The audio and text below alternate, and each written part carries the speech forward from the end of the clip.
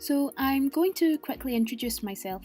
Hello, I'm Autiverse and this video is one of hopefully many others on autism. For this video I wanted to focus on the top 5 myths about autism. There's certainly a lot more myths than 5, but I did want to keep the video short. With that being said, time to start the list. Myth number 1 is people with autism don't have empathy. Plenty of people with ASC, like myself, will tell you this is not the case. I think that there's two main reasons why people may come to this conclusion. Reason number 1 is an autistic person might not fully understand the situation, so they can't understand why someone might be feeling a certain way. Reason number 2 is an autistic person does understand how you're feeling, and they might want to express that they understand and even relate to your feelings. They might just not know how, or their way of expressing their understanding is misinterpreted. Autistic people can be very compassionate, and when they see someone upset, they may want to keep their distance because seeing someone they care about upset might make them upset, and so they might just be trying to give someone space to calm down. Myth number 2 is all people with autism are the same. This isn't really a thing people say, it's something you tend to see people do, as in, you see this sort of myth more by the way autistic people are treated. For example, let's say you have a teacher who has a student with autism. They've gotten to know the student and now know what they need to do to help support that particular person. Now, let's say a new student, who is also autistic, comes into this teacher's class. The teacher is aware that both students are autistic, but they decide to use the exact same support methods for the new and older student. Although it's good that this teacher is trying to make an effort to help meet the new student's autistic needs, they don't change their support methods to suit that individual person. And that can lead to problems since the new student might be getting the completely wrong support, and so they won't do so well in their classes as a result.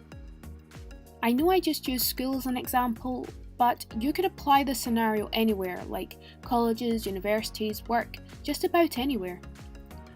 Although different people with autism can appear to be very similar, autistic people are all unique and different, and no one is the same. Myth number 3 is Asperger's syndrome is just a mild form of autism.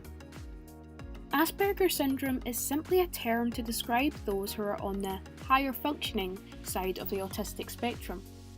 It's used to describe autistic people who are, for example, highly articulate. And because people with Asperger's have the higher functioning label, sometimes they might not be taken as seriously and might even miss out on support they need because Asperger's has received a stigma of being mild autism. The reality is that Asperger's is autism, and that it doesn't define how many difficulties that person will have. Being highly articulate doesn't mean that that person doesn't struggle in other ways.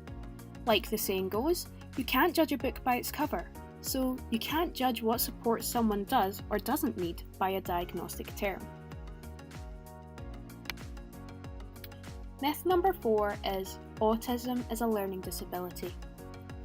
While autism could be seen as a learning disability because it can cause a difficulty in learning and does impact someone's ability to process information, it's not one. Autism has a wider impact on someone's development because there's additional problems with communication and sensory issues.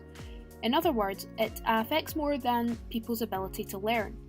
If you use the support methods you used on someone with a SLD, specific learning disability, on an autistic person, it would maybe only help to an extent or not at all because it doesn't meet all the needs of someone who is autistic. However, that sort of support might help someone with both autism and a learning disability more. Myth number 5 is you're autistic, so you can't do this, that, or the other. In other words, people are sometimes quick to underestimate others purely because they have autism.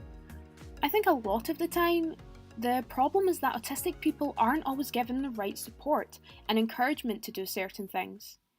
It might be more difficult for an autistic person to get from point A to B, but that doesn't mean they can't ever do it. It might take them longer steps, or they might need to take different steps altogether. Autism isn't another word for can't do it.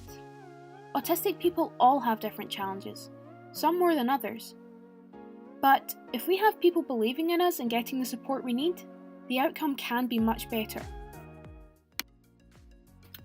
And that's the 5 myths. I hope you found this helpful and informative. If you liked the video, please like, comment and subscribe to my channel for more videos about autism. See you guys next time.